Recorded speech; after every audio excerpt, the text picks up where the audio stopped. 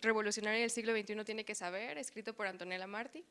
Ella es licenciada en Relaciones Internacionales por la Universidad Abierta Interamericana, cursa su maestría en Políticas Públicas en la Universidad Torquato Di Tella, tiene un diplomado en Comunicación y Marketing Político en la Universidad Austral de Buenos Aires, es investigadora en la Fundación Libertad en Argentina, encargada del área de comunicaciones de la Fundación Internacional para la Libertad en España y fue pasante en el Atlas Economic Research Foundation y en la Fundación para el Progreso.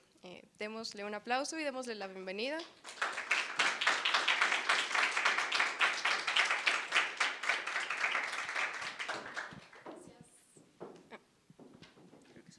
Bueno, Pepe, ¿venís Pepe o me dejás sola? Gracias. Bien, bueno, bienvenidos. Yo soy Pepe Torres, estaré conduciendo esta pequeña entrevista con Antonella Marti, la autora de este libro, Lo que todo revolucionario del siglo XXI tiene que saber. Antes que nada, agradecerles a ustedes por su asistencia y agradecerle a Atlas Network, Caminos de la Libertad, Students for Liberty y Se Busca Oposición, quienes estuvieron organizando este evento.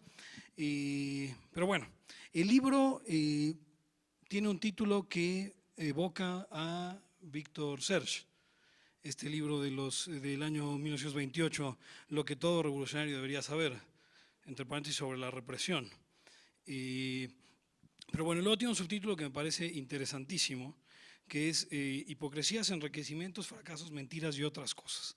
Y antes que empezar por alguna pregunta un poco más profunda, me gustaría preguntarte por qué escribiste este libro, por qué hablarle al revolucionario. Bueno, muchas gracias Pepe, gracias Berta, gracias a Caminos, estudiantes, a todos los que están hoy acá.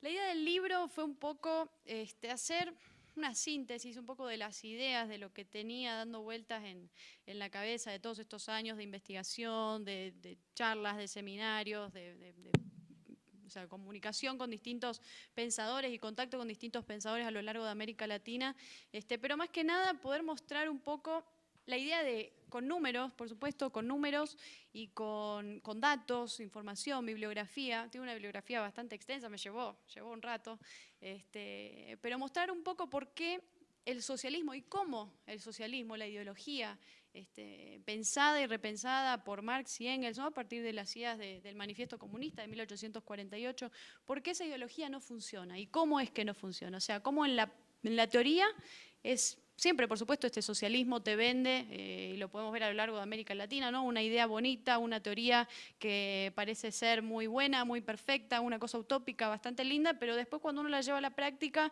vemos que los resultados siempre son los mismos, ¿no? Nefastos, siempre son resultados de pobreza, de hambruna, de genocidio, o sea, en todos los intentos, en todos los momentos a lo largo de la historia de la humanidad donde se llevó a cabo y se puso a prueba el socialismo como forma de gobierno, como sistema de gobierno, el resultado siempre fue el mismo y fue el fracaso, ¿no? Además, siempre, por supuesto, mencionar algo que la izquierda ha sabido maquillar muy bien, y creo que eso tiene también una cuestión de una cultura, lo que se llama y lo que llamó Antonio Gramsci, ¿no? la hegemonía cultural, ¿no? De la que nos venía a hablar este comunista italiano, y de cómo ha tomado la izquierda en un gran sentido a lo largo del mundo, pero vamos a pensarlo por supuesto primero en América Latina, cómo ha tomado la cultura y la educación, ¿no? Y ese fue un mandato prácticamente bajado por Antonio Gramsci, ¿no? Que decía, lo cito textualmente, decía, tomemos la cultura y la educación y el resto se dará por añadidura, ¿no? Y dicho y hecho, eso fue un poco lo que han hecho todo este tipo de caudillos a lo largo de la historia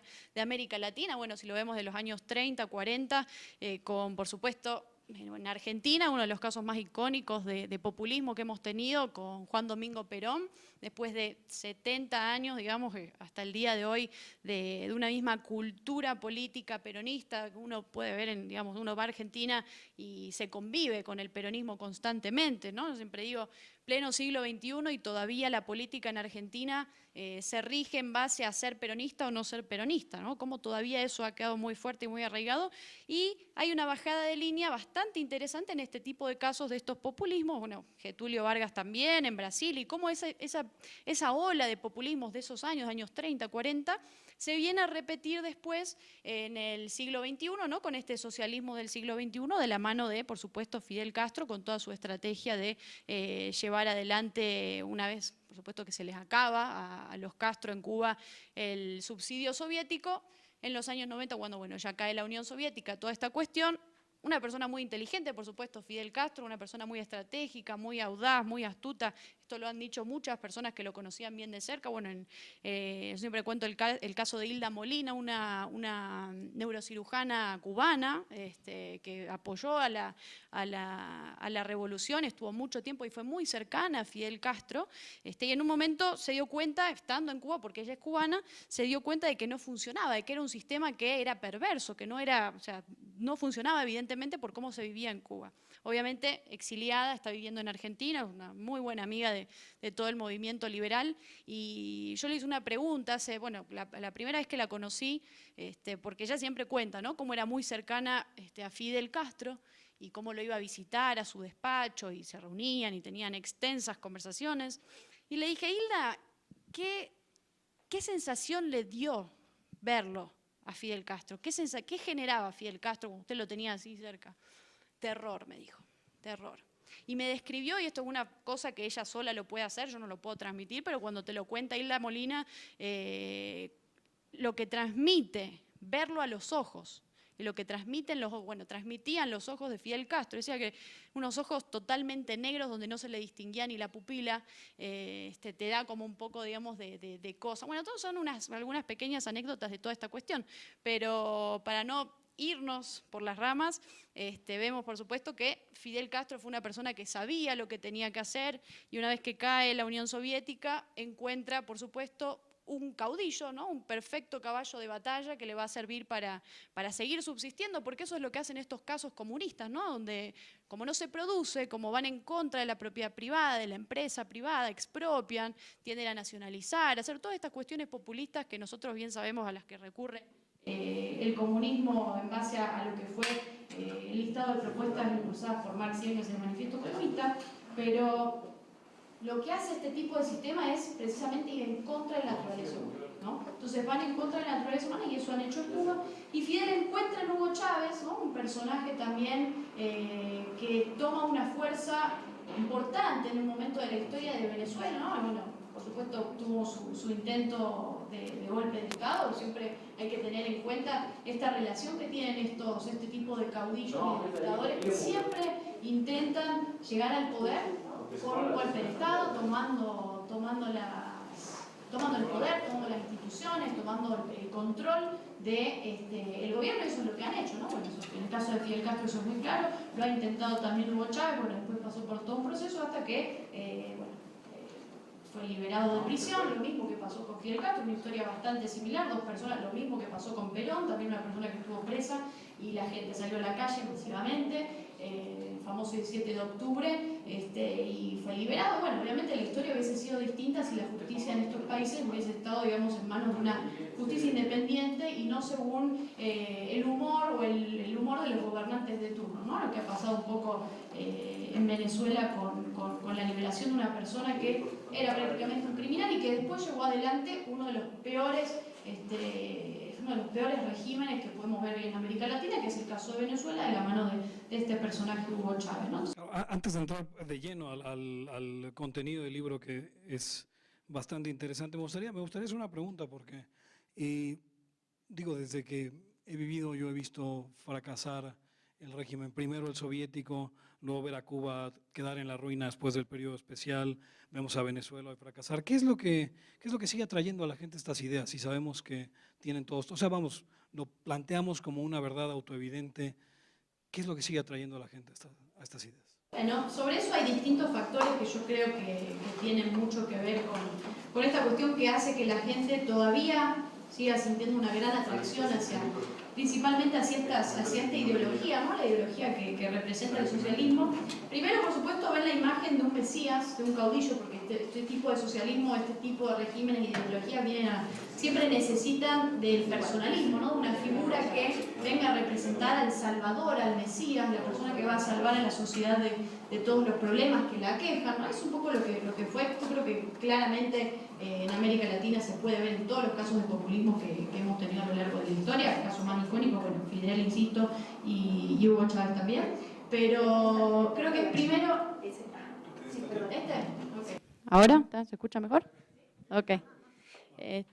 Bueno, primero la cuestión esta de los, sí, es verdad, se escucha mejor.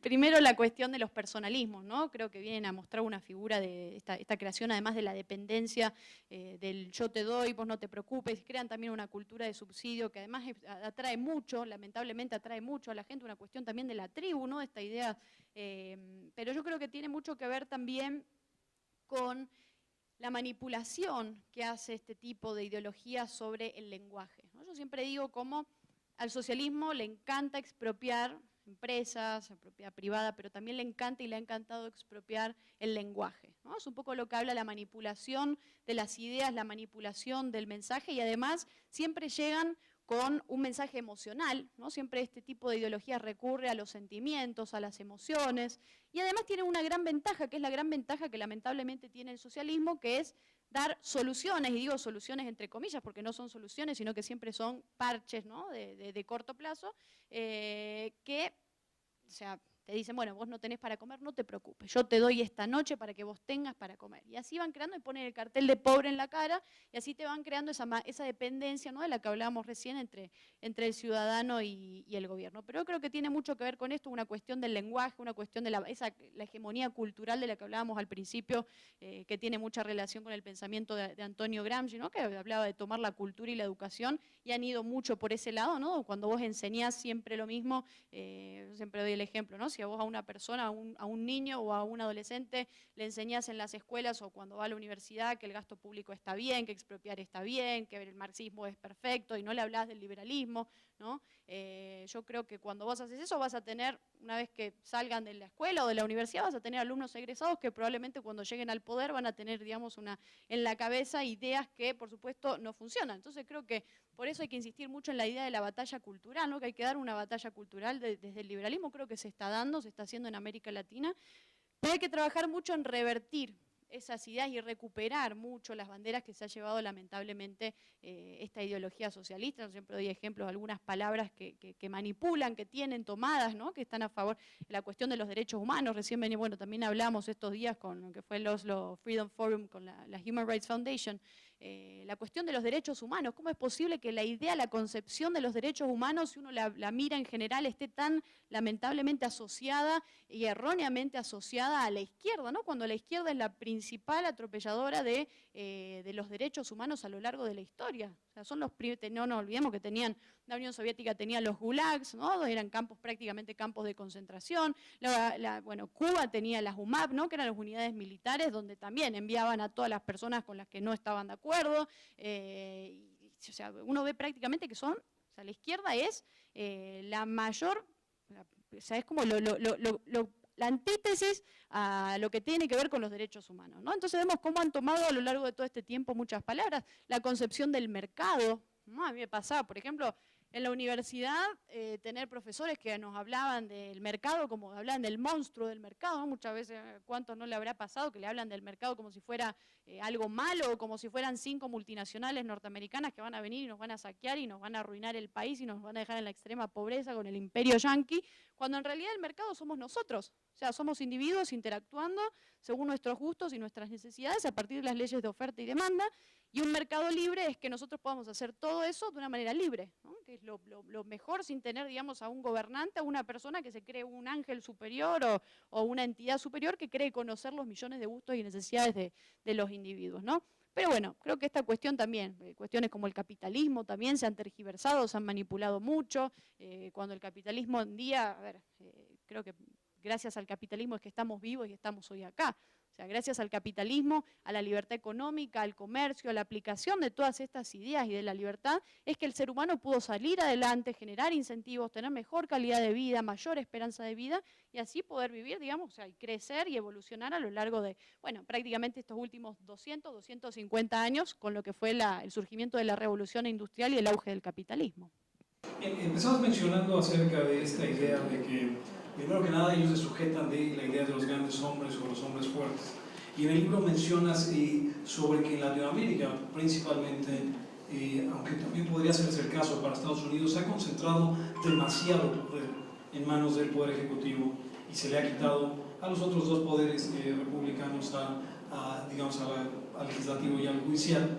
En México estamos viendo hoy un embate de parte del Poder Ejecutivo en contra de los demás poderes, porque tiene un control completo el presidente del Congreso y en fechas recientes ha estado en una campaña activa para intentar desprestigiar al Poder Judicial, hasta llegar el día de ayer en el que un legislador, Salgado Macedonio, dice que si es necesario terminarán con los poderes, con el Poder Judicial. ¿Qué podríamos hacer? ¿Cuál sería el mecanismo conveniente para resistir más bien para defender la división de poderes y resistir este aumento creciente de los poderes del Ejecutivo en nuestro mundo? No, más que nada sobre eso, yo creo que es una cuestión de saber elegir, ¿no? Saber elegir a quién ponemos a gobernar, a quién tenemos en el poder, y además también poder tener la posibilidad, y esto por supuesto con una capacidad institucional y un refuerzo de la presencia institucional a lo largo de un país, ¿no? Lo que también conocemos también como la idea del Estado de Derecho, una división de los tres poderes que se respete, una constitución nacional, unas reglas de juego que no sean cambiadas según el humor del gobernante de turno. Yo creo que todo eso engloba un poco la idea de lo que vos estás diciendo, ¿no? Y por supuesto ver los casos en los países donde esto no se respeta, donde el gobernante de turno avasalla, digamos, va en contra de la división de los tres poderes y concentra todo el poder en uno solo. Creo que el mejor ejemplo para entender lo que pasa cuando uno deja avanzar a estos populistas o a estos gobernantes que tienen esa tendencia, el mejor ejemplo es ver el caso de Venezuela. Ver el caso de Venezuela, ver el caso de Cuba. Bueno, Cuba lo han hecho un poco más radical y lo han hecho todo digamos, de una, ¿no? Para decirlo de alguna forma. Tomaron y tomaron el poder y lo hicieron y así. Pero el caso de Venezuela fue un caso progresivo, fue de a poco, algo que y además a la vista de todo el mundo, digo, y uno también hace falta un poco de la comunidad internacional y de que no mantenernos, digamos, en silencio, ¿no? Ante estas cuestiones, ante estas catástrofes. Yo siempre digo, ¿cómo fue que los latinoamericanos nos acostumbramos a convivir con una dictadura durante 60 años, que es Cuba? 60 años, desde el año 1959 hay una dictadura en una islita acá cerquita, donde hay las mismas personas, bueno, ahora Fidel ya no está, pero las mismas personas gobernando durante 60 años, sin elecciones libres, donde nadie dice nada, prácticamente el mundo se olvidó de que Cuba está ahí, y creo que Cuba por eso hoy es importante para entender lo que pasa en Venezuela, porque Venezuela no se entiende si no se entiende Cuba. O sea, todo lo que está pasando hoy en Venezuela es responsabilidad de una idea montada, estratégica y pensada estratégicamente en Cuba, ¿no? Que es un poco lo que hablábamos antes. Y yo siempre digo, ¿no? Cuando nos mencionan esta idea de la intervención, ya para ir un poco más a la cuestión de Venezuela, cuando nos hablan de la intervención y en contra de la intervención de los Estados Unidos y cómo Estados Unidos podría llegar a intervenir militarmente en estos países. Es un poco también la contradicción y la hipocresía que tiene la izquierda sobre esta cuestión, ¿no? Porque son ellos, la izquierda, es Cuba la que ha intervenido durante décadas a lo largo de América Latina. No nos olvidemos que también, de hecho, Fidel Castro hizo un intento de toma de Venezuela, no nos olvidemos, hizo un intento de invasión de Venezuela. Lo mismo también con lo que fue la famosa Operación Manuel del año 1965, que fue encabezada de hecho por el Che Guevara, que bueno, nació de mi ciudad, la ciudad de Rosario. Nosotros nos cansamos ya de ver la cara del Che Guevara por todas partes en la ciudad, y encima tenemos un gobierno socialista que bueno, nada, pero eso es otro tema. Entonces esta Operación Manuel, que en 1965 encabezada por el Che y por Fidel Castro, era prácticamente la idea de llevar adelante y exportar a lo largo del mundo, pero principalmente en América Latina, la idea de la revolución, ¿no? Llevar adelante y armar y generar focos guerrilleros e intervenir en los asuntos de los distintos países de nuestra región. Y eso es un poco lo que han hecho a lo largo de este tiempo y de lo que están haciendo hace décadas en Venezuela, porque por supuesto Fidel Castro siempre vio el gran tesoro que representaba, ¿no? Venezuela para poder seguir subsistiendo en un país tan pobre, ¿no? Para poder seguir subsistiendo y llevar adelante todas las riquezas con las que por supuesto él murió y que dejó, digamos, a sus familiares y a su hermano. Pero vemos un poco cómo va por ahí esta cuestión, ¿no? Vemos la intervención de Cuba en Venezuela es muy clara. Yo siempre hablo del G2 cubano, que es algo que a la izquierda no le gusta mencionar, y es algo que evitan y algo que niegan también, les encanta negarlo.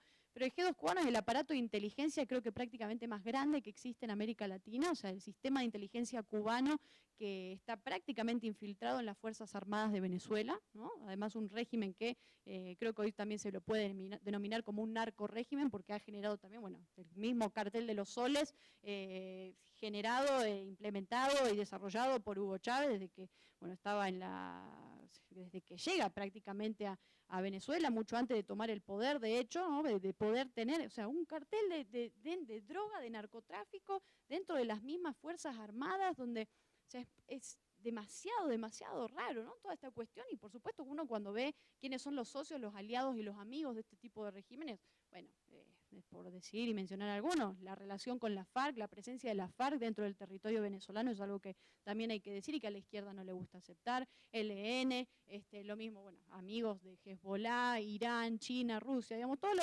como que hoy creo que en Venezuela se ha armado un poco o sea, es como se ha convertido en un país rehén de un narcorrégimen, ¿no? De un grupo de criminales que tiene tomado un país, pero por supuesto, ya volviendo un poco a la pregunta de lo que nos decías, y cómo se puede derivar en todo este infierno del que estamos hablando recién, simplemente por la falta de la división de poderes y simplemente por la falta de límites a un gobernante. Cuando un gobernante tiene la posibilidad de hacer lo que quiere, como ha hecho Chávez, ¿no? Llegó al poder, cambió la Constitución Nacional, cambió la bandera del país, cambió el nombre del país, una persona que hizo lo que quiso a gusto y a humor del día, ¿no? Entonces, por eso es importante seguir impulsando la idea del Estado de Derecho y defender esta cuestión del Estado de Derecho. Nosotros en Argentina, el kirchnerismo intentó muchas veces ir en contra de las instituciones, lo intentaron muchas veces. Yo creo que de hecho, si no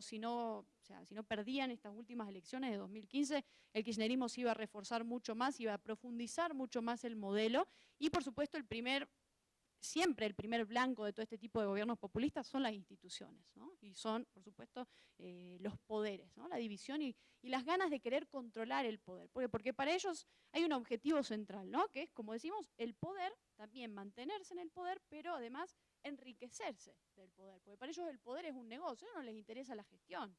Jamás a un populista de estos de izquierdas le ha interesado la gestión o mejorar la vida de la gente. Siempre ha sido un negocio, ¿no? Siempre ha sido un negocio personal de estos prácticamente socios astutos que hemos tenido a lo largo de América Latina con este socialismo del siglo XXI.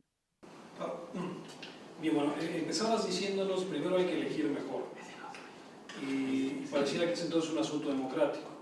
Más luego se viene, bueno, tenemos toda esta batalla de ideas que dar primero, y luego la parte de los aliados militares, paramilitares e ideológicos que tienen estos regímenes. México no ha sido un ejemplo, y muchos países de Latinoamérica no han sido un ejemplo de solidez institucional, y países que tuvieron mejores instituciones como Argentina o Venezuela han caído en garras de esto. En el libro planteas que no es la democracia suficiente para mantener una estabilidad en el país.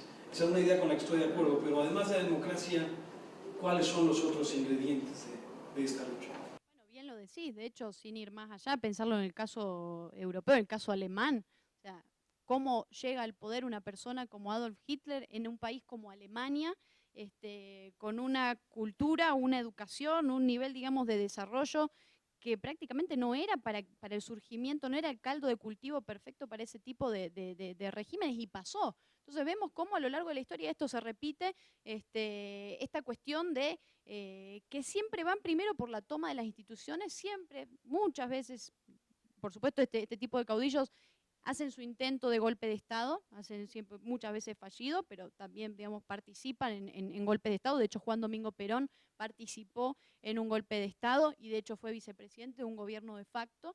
Eso siempre hay que decirlo, porque la gente, viste, habla de muchas veces en Argentina de dictadura y que Perón y qué sé yo, pero no se dicen las cosas tal y como son, ¿no? Perón formaba parte también de un gobierno que no era democrático, no era para nada democrático. Después, bueno, asume por elecciones y toda esta cuestión, pero una persona que también simpatizaba, ¿no? Bueno, pensándolo en el momento, con el régimen, digamos, de germánico, y también, por supuesto, hay de hecho documentación y fotografías y todo. Uno puede ver a Eva Perón dándose la mano cuando la recibe Franco en España. Hay cartas entre Juan Domingo Perón y Benito Mussolini, ¿no? Juan Domingo Perón pasa de hecho un tiempo en Italia, en Roma, cuando lo recibe Benito Mussolini, y él de hecho declara y abiertamente su admiración hacia este tipo de personajes, hacia Benito Mussolini, y de hecho implementa muchas de las cuestiones bueno, la cuestión de los gremios, de los sindicatos, que es algo en lo que se sostiene como base y como eje el peronismo, muchas cosas aprendidas de ese momento y que las llevaron adelante, ¿no? Pero bueno, yo creo que va un poco por ahí la cuestión, sobre este tipo de caudillo. Creo que la democracia, por supuesto, muchas veces suele ser frágil si uno no sabe cómo cuidarla, por eso la necesidad, y como bien hablaba, del resto de los ingredientes para esto, un Estado de Derecho fuerte, unas reglas de juego que no se cambien constantemente, y por supuesto en términos económicos siempre tener y mantener un mercado libre, una economía libre, o sea, y pensar simplemente cuáles son los países que han tenido éxito. Yo siempre lo planteo un poco de una manera bastante sencilla, ¿no? Pensar hoy a lo largo de la historia cuáles son los países que han tenido éxito y cuáles son los países que han fracasado. Cuáles son los países que hoy son fracasados y cuáles son los países que hoy tienen éxito. Y si uno hace una lista e intenta distinguir o intenta pensar, bueno, a ver, a mí me gustaría vivir en Suiza, me gustaría vivir en países como Suiza, Chile, Nueva Zelanda, Suecia, o me gustaría vivir en países como Zimbabue, como Cuba, como Bolivia, como Venezuela. Y ahí vemos, digamos, un lineamiento claro de cómo los países que funcionan y los países a los que la gente le gustaría irse a vivir si tuviera que emigrar, si tuviera que irse de su país, ese listado de países al que uno siempre elegiría por sentido común, también creo que tiene mucho que ver con eso, y por una manera de que se vive mejor y que hay mejor salario y que hay mayor esperanza de vida, siempre son los países donde se aplica el liberalismo, ¿no? En alguna medida se aplica la idea liberal como sistema de gobierno, donde hay un Estado de Derecho que se puede observar, donde hay un Estado de Derecho que no está, digamos, sometido a el humor de estos gobernantes, donde hay también economías libres, ¿no? Son de hecho las economías más libres del mundo. Y el otro lado de la moneda tenemos todo este tipo de países, ¿no? Cuba, Venezuela, Zimbabue, Bolivia, Nicaragua, todos estos países que, por supuesto, son los que siguen aplicando las recetas fracasadas que se han intentado durante tanto tiempo, ¿no? Bueno, los primeros en intentarlo con la revolución bolchevique en 1917, ¿no? En Rusia, Lenin, una persona que lleva adelante todo este proceso y después implementa eso, pero bueno, que son después lo que traen a casa todo este experimento, Fidel Castro, por supuesto, que lleva adelante toda esta ideología nefasta para la región. Yo creo que eso tiene un poco que ver con esta cuestión. Me surge ahí una duda, porque vamos, uno podría quedarse con la idea de que la evidencia que existe de que los países más libres son más prósperos sería una herramienta suficiente para convencer a la gente. Sin embargo, tenemos desde marxistas como David Harvey, Diego Guerrero, Noam Chomsky, que no es que sean gente ignorante, ellos conocen la literatura, conocen a Hayek, a Mises, a Friedman, conocen los indicadores, citan los índices de libertad económica y sin embargo siguen defendiendo estas ideas erróneas. Muchas veces en la batalla por la libertad creemos que es un problema de ignorancia y que simplemente dar a conocer la evidencia de que la libertad funciona mejor va a convencer a la gente. Sin embargo, no es así. ¿Cuál crees que sea el caso? ¿Por qué a la gente no le está convenciendo la evidencia, aún a la luz de que, vamos, lo hace Ricardo López Murphy, tu compatriota, el mapa de Corea del Sur y el mapa de Corea del Norte, y simplemente eso debería decirnos el mundo, pero la gente no se convence? Sí, pasa que a pesar de tener la evidencia, todavía siguen existiendo este tipo de personas que apoyan y siguen siendo nostálgicas muchas veces de todos estos experimentos, ¿no? Yo creo que eso va un poco de la mano de lo que hablábamos recién, ¿no? De cómo se ha manipulado la cuestión ideológica, la cuestión de las ideas y de cómo también pensando por ahí en alguna autocrítica, una especie de autocrítica a lo que ha sido no sé, para pensarlo de alguna manera, la teoría liberal o lo que ha sido la difusión del mensaje liberal. Yo creo que se ha quizás enfocado todo un poco más en la cuestión económica, que es algo que un poco que ha pasado, yo hablo por el caso argentino, ha pasado mucho de tener un enfoque únicamente en la cuestión económica y olvidando muchas veces la parte social, pero también tiene que ver, yo creo, con una cuestión de en qué uno se involucra y en qué el liberalismo, qué espacios el liberalismo ha dejado vacíos, ¿no? Y creo que la política es un espacio que ha dejado vacío el liberalismo durante mucho tiempo. Eso lo podemos ver, la cuestión de la cultura, la cuestión del cine, o sea, son todas áreas en las que lamentablemente el socialismo ha encontrado como un nicho, ¿no? Para llevar adelante sus ideas, para involucrarse, para meterse y para difundir sus ideas a partir de todo, ¿no? Porque el socialismo lo que hace es difundir las ideas, difundir el socialismo en todo lo que puede. Uno escucha música muchas veces, demasiada música de estos personajes, cantautores de hecho también, que difunden las ideas del socialismo de alguna manera u otra. Muchas veces cuando uno no se da cuenta te están hablando de cómo el socialismo funciona y que Playa Girón, bueno, Ismael Serrano, hay muchos casos, ¿no? Y que de hecho a uno le gusta, le termina gustando toda esa música, la canta y después te dice, ¿qué me pasa? ¿Qué estoy cantando? Pero y es eso lo que hacen. Es eso lo que hacen, cómo llegan a uno sin que uno muchas veces quiera y cómo te imponen un mensaje sin que uno muchas veces quiera. Tiene que ver mucho con el adoctrinamiento, ¿no? Creo que tiene mucho que ver con la cuestión del adoctrinamiento, insisto mucho en Gramsci. Gramsci tiene mucho en toda esta cuestión, pero creo que hay muchos espacios que el liberalismo no ha tomado, que el liberalismo ha dejado de lado, muchas banderas que se ha olvidado muchas veces por enfocarse, como decíamos recién, no solamente en la cuestión económica, hablar solamente de gasto público, de impuestos, de emisión monetaria, bueno, lo de siempre, los temas que tocamos siempre, y no ir más allá, no estar en la calle, no participar en política. Por eso yo insisto mucho y aplaudo mucho a los partidos liberales que se declaran abiertamente liberales, que tienen principios liberales y que no tienen tampoco, y que no tienen miedo de defender las ideas de la libertad y de llevar las ideas a la práctica, porque eso es lo que hay que hacer. Siempre digo, si el liberal no se involucra en la política, le va a terminar dejando probablemente un asiento en el Congreso o el asiento presidencial a un socialista, ¿no? Entonces, eso es lo que nos ha pasado durante mucho tiempo. Y creo que ese es el espacio que tienen que venir a ocupar los liberales, porque al final del día es la política o es el político el que lleva las ideas en acción, ¿no? Las ideas a la práctica. O sea, porque si no nos vamos a quedar nada más en las ideas y en hablar y en aplaudirnos y en quedarnos solamente en eso y en escribir ensayos, pero yo creo que también hay que participar mucho o sea, todo eso es fundamental porque es todo lo que va a ser parte de un programa de gobierno necesario para las ideas liberales, creo, en América Latina, pero también es necesario participar en la política y en todos los espacios en los que pueda estar el liberalismo, ¿no? Pues cuando hablamos de evidencia, normalmente ante la evidencia que cualquiera presente diga, la respuesta siempre es sí, pero ¿qué pasa con Suecia? ¿Qué pasa con Noruega? ¿Qué pasa con Dinamarca? Y tu libro habla un poco sobre estos casos, ¿no? Sobre cuáles que realmente han construido toda esta mentira sobre el socialismo nórdico. ¿Qué nos puedes decir sobre eso? Bueno, ahí está otra de las cuestiones, ¿no? De las banderas de las que hablábamos recién, cómo el socialismo también hizo de los países nórdicos, cómo vendió a los países nórdicos como países que implementan el socialismo y países en los que el socialismo funciona, ¿no? Muchas veces uno habla y le pregunta a todos esto, que a mí me pasa mucho en los debates, ¿no? De preguntarle, bueno, contame, ¿dónde funciona el socialismo? Y te dicen, en los países nórdicos. Digo, a ver, los países nórdicos son líderes en los rankings de libertad económica, de libertad política, de libertad individual, de libertad de expresión, y discúlpame, pero nada de eso tiene que ver con el socialismo, todo lo opuesto, ¿no?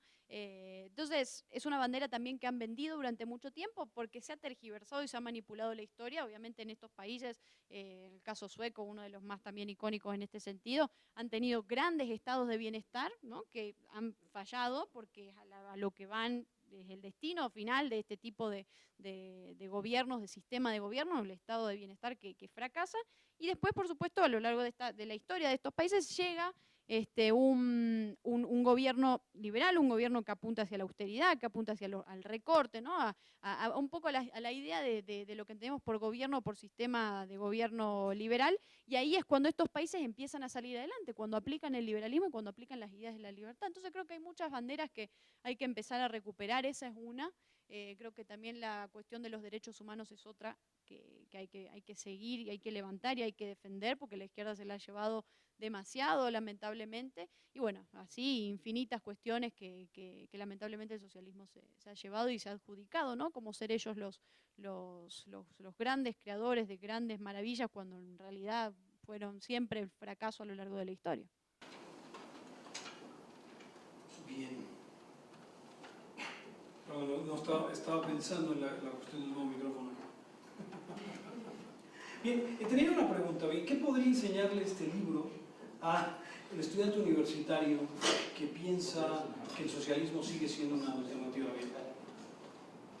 Bueno, mira, este libro lo escribí un poco pensando en lo que a mí me hubiera gustado leer cuando me iniciaba en las ideas de la libertad. O sea, en verdad es como una síntesis, es como un resumen, si ves el índice, es un poco como que todos los puntos de argumentos, ¿no? Yo creo que eso es fundamental para la cuestión del mensaje, ¿no? De tener los argumentos, tener los datos, tener los números, cuando uno se inicia en esto, cuando uno por ahí lo increpan en la universidad, cuando uno se enfrenta al profesor, cuando uno se enfrenta al resto de los alumnos. A mí me ha pasado en la universidad, me peleaba con todos, pero absolutamente todos, y eso que era una universidad privada, imagínate, y se insistían, y que el socialismo, y que, bueno, me acuerdo en una de mis clases, que creo que fue 2011, yo me senté en una clase de geopolítica, un profesor también socialista, muy bueno el profesor, lo quiero mucho, pero socialista, en fin, y yo me enfrenté prácticamente a todos los alumnos y a mi profesor.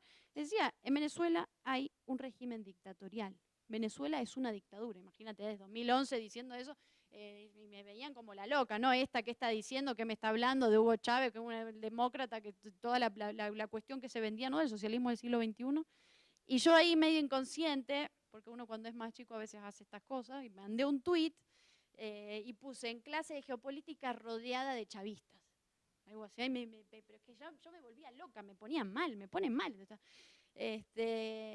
Y a la clase siguiente salió el profesor y que, sí, que Antonella dijo que está, porque lo vio, se ve que se comentó, dice, sí, que Antonella piensa que todos somos chavistas. Bueno, y ahí se armó un debate, me agarraron entre todos. Bueno, fue todo un tema, pero como una de las anécdotas. ¿De qué estamos hablando? ¿Cuál era la pregunta? Sobre lo que podría enseñarle el libro a estudiantes. A estudiantes, perfecto. Bueno, entonces era un poco la cuestión, es que me voy. Y esta gente me pone igual que ayer, que me agarré ahí con los comunistas ahí en la puerta del Oslo. Fue un poco la idea de esto que te decía, ¿no? Un poco lo que a mí me hubiese gustado leer cuando yo me iniciaba en las ideas de la libertad. Para mí siempre hubo varios libros fundamentales que fueron clave. A mí me gustaba mucho leer Carlos Alberto Montaner, Las columnas de la libertad, es uno de los libros que para mí me marcó. De hecho, fue uno de los, creo que el segundo libro que leí sobre liberalismo. El primero fue uno de Eamon Butler sobre Hayek, la contribución de Hayek a su pensamiento. Fue maravilloso, porque Eamon Butler también tiene esa capacidad de síntesis, de resumir y de decirte puntualmente las cosas, ¿no? De explicarte el pensamiento de otros pensadores. Lo mismo hace un libro de Adam Smith también, que hizo como un resumen de las obras de Adam Smith.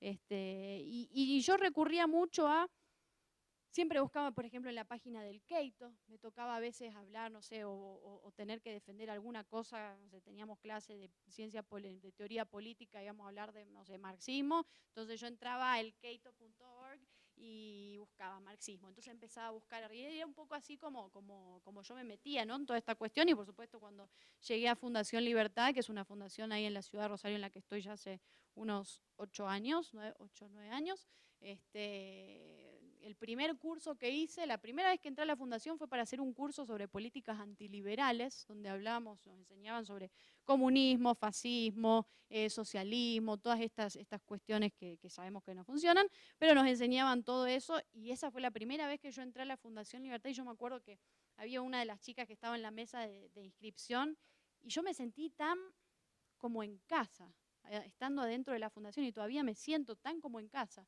Y yo dije, yo quiero tomar las inscripciones en este lugar. Yo me muero por estar ahí sentada y tomar las inscripciones en los eventos. Y bueno, me fui metiendo y fui, nada, cada vez involucrándome más en la fundación, y eso es lo bueno de todo este tipo de organizaciones y de fundaciones a lo largo de América Latina, de la red a lo largo de América Latina, donde uno puede encontrar un espacio para sentirse cómodo, para desarrollarse, para crecer. Creo que eso es lo bueno, además de tener todo este tipo también de mentores, ¿no? Siempre yo insisto mucho en buscar mentores que a uno lo ayuden o lo guíen un poco.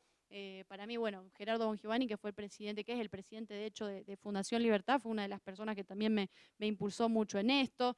Alex Chafuen de Atlas Network, que ahora está en Acto. Bueno, Berta Pantoja, por supuesto, siempre, mi queridísima Berta, apoyando en toda esta cuestión, siempre muy presentes en cuando uno necesita algo, cuando uno tiene alguna duda, poder recurrir a una persona que nos diga, que nos oriente, que nos guíe un poco, y creo que hay muchos mentores a lo largo de América Latina a los que están siempre abiertos y a los que podemos recurrir, y por eso un poco impulsar a la juventud a que se involucre en estas organizaciones y bueno, que también puedan encontrar una casa, ¿no? en estos think tanks. Ya que lean el libro, supongo. Por supuesto, si quieren. Bien, volviendo a la cuestión de los mitos, porque hay otro mito que respondes en tu libro y que es probablemente una de las grandes objeciones que siempre le presentan a quienes están defendiendo las ideas de la libertad, y es ese mito de que hoy estamos peor que nunca, de que la pobreza está en todos lados, de que hay gente muriéndose de hambre más hoy que nunca en la vida. El libro da una respuesta puntual a eso con evidencia. ¿Qué le puedes decir a quien tiene que responder esa pregunta? ¿Cómo estamos mejor que nunca, estamos peor que nunca? ¿Dónde estamos? Yo creo que es una cuestión de números, en esto es una cuestión de números y datos, y por eso siempre insisto en tres personas que para mí son claves en este cambio de mensaje, que creo que le ha hecho muy bien y le está haciendo muy bien a las ideas de la libertad. Dede McCloskey, una de las personas que también ha impulsado las ideas de este mensaje de cómo el capitalismo y cómo gracias al capitalismo y al libre mercado el mundo hoy está mejor. Johan Norberg, este sueco que también es impresionante y magnífico en la difusión del mensaje, que tiene el último libro, Los grandes avances de la humanidad, que explica, creo que perfectamente, ¿no? Creo que son 15 o 20 capítulos donde punto por punto va tocando los distintos temas que muestran cómo el mundo hoy está mejor que nunca, porque mientras la gente piensa que no, la realidad es que hoy el mundo está mejor que nunca. Ahora vamos a hablar un poco de eso. Y también, por supuesto, Steven Pinker, ¿no? Este gran pensador que escribió este último libro, de Enlightenment, ¿cómo es me lo sé en inglés, pero en español no me acuerdo las ideas de la ilustración, creo que es la traducción del último libro, que también es muy bueno, de hecho uno de los libros recomendados por Bill Gates. Creo que estos tres pensadores vienen hoy a representar un poco dentro del liberalismo la necesidad de ese cambio de mensaje que nos ha ayudado y que nos está ayudando mucho, y a mostrar cómo el liberalismo funciona. O sea, porque no vale solamente quedarnos en lo que hablábamos antes, ¿no? De que hay que bajar el gasto público. Eso sí hay que decirlo, hay que bajar el gasto público, no hay que recurrir a la emisión monetaria, no hay que reducir los impuestos, eso hay que decirlo. Pero también hay que contar cómo el liberalismo funciona, ¿no? Cómo el socialismo ha fracasado, eso lo sabemos, pero cómo el liberalismo funciona y cómo está funcionando hoy en día. Y que prácticamente gracias a eso es que hoy estamos acá. Si uno lo piensa, hace 200 años, 250 años, antes de la Revolución Industrial, prácticamente el 90% de la población mundial vivía en extrema pobreza. Eso es un dato clave para entender lo que pasa a partir de ese momento, que es la Revolución Industrial, donde el auge del capitalismo y del comercio, de la libertad económica, empieza a expandirse a lo largo del mundo, y cómo a partir de eso, y yo siempre digo, ¿no? Cómo uno puede ver los grandes inventos que tenemos hoy en día, las medicinas, los avances médicos, o sea, cómo todos estos grandes inventos que existen hoy, las comidas, un montón de cosas, todo lo que estamos usando, todo lo que estamos viendo, lo que tenemos en el día a día, todo es gracias a una persona que lo pensó y que lo inventó, siempre en libertad económica, porque no hay un solo invento que nosotros usemos hoy que haya surgido en una sociedad comunista o socialista. Pensemos en el caso del Trabant, ¿no? El famoso auto de la Alemania Oriental que desapareció y nadie, o sea, es inexistente, ¿no? Entonces vemos cómo cómo hay una tendencia a fracasar y a la inexistencia del surgimiento de inventos, de innovaciones, de progreso en todos estos sistemas comunistas, principalmente ¿por qué? Porque es una cuestión de respeto por el tiempo, y creo que eso es algo que el capitalismo le da al individuo y es fundamental para entender el sistema capitalista, que respeta el tiempo del individuo y respeta que el individuo haga lo que desea con su tiempo. O sea, yo siempre digo, en Venezuela, en Cuba, en Bolivia, en Corea del Norte, probablemente en todos bueno, lo que fue la Unión Soviética, en todos estos países comunistas, probablemente había personas igual o más capaces o más inteligentes que probablemente Steve Jobs o Bill Gates, ¿no? Pero ¿por qué no surgen? ¿Por qué no surge este tipo de personas? Primero, por supuesto, por la cantidad de regulaciones y trabas, impuestos y el gobierno grande que está encima de la gente. Pero también porque esas personas, esos talentos, no pueden desarrollarse en socialismo o en comunismo. ¿Por qué? Porque están probablemente haciendo la fila para conseguir medicinas, están haciendo la fila del supermercado para intentar conseguir un pedazo de pollo o un pedazo de pan, o algo para darle de comer a los hijos mientras ellos se mueren de hambre. Entonces, yo creo que eso es algo que hay que destacar del capitalismo, el respeto por el tiempo del individuo para llevar adelante el proyecto de vida de cada uno, y además, mientras uno lleva adelante el proyecto de vida de cada uno y tiene ideas y tiene proyectos de innovaciones, o qué sé yo, este iPhone o el micrófono o el desarrollo de un próximo iPhone que vaya a ser mucho mejor, o todos los avances y todas las cosas que nosotros disfrutamos hoy en día, son todas gracias a personas que lo hacen en un entorno de libertad, ¿no? Que tienen el tiempo para sentarse a pensar y decir, a ver, ¿qué puedo hacer con mi tiempo? Se me ocurrió esta idea, voy a inventar esto, ¿no? Creo que es un poco por ahí.